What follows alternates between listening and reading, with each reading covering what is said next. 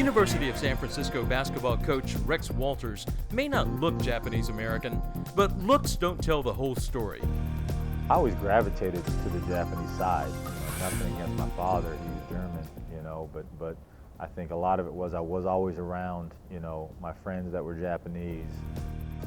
Walters grew up in San Jose and played for Piedmont High School, but he also starred for the Zebras, a team in the local Japanese American League. Basically all of my social interactions were around the Asian community, Japanese community, Friday nights, tournaments, my best friends, people that were in my wedding, Rob Moriyama, Derek Mune, all guys that I grew up with, because that's who I was with, playing basketball, going to tournaments, just hanging out, so they were the Japanese community, the Asian community was really big for me. Although he didn't look like his teammates, he had no problem being accepted.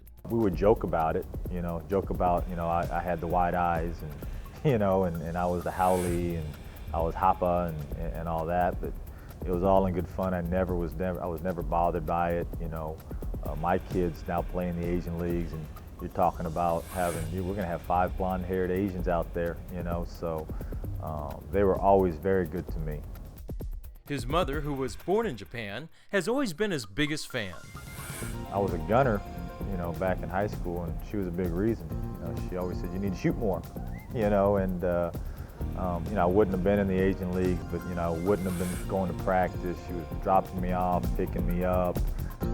As a 6'4" guard at Kansas, Walters led the team in scoring his junior and senior seasons.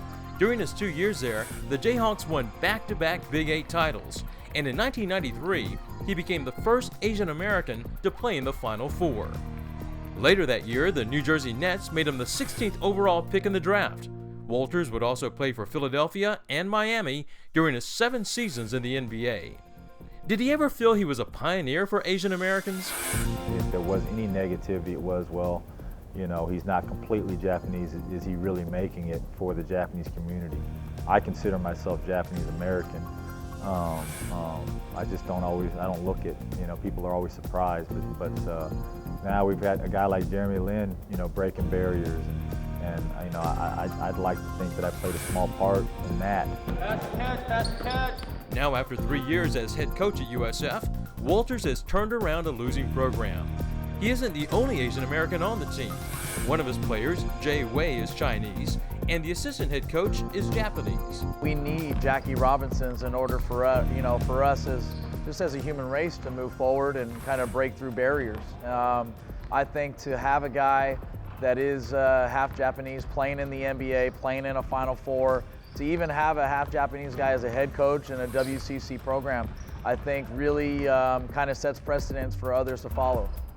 During his career, Walters played for such Hall of Fame coaches as Roy Williams, Chuck Daly, and Pat Riley, but says his Zebras coach, Terry Maruyama, taught him just as much. He made us be physical, and sometimes you watch Asian players, they're not the most physical, and he went past all that, and he really believed in all of our guys, but I think the biggest thing is he always challenged us.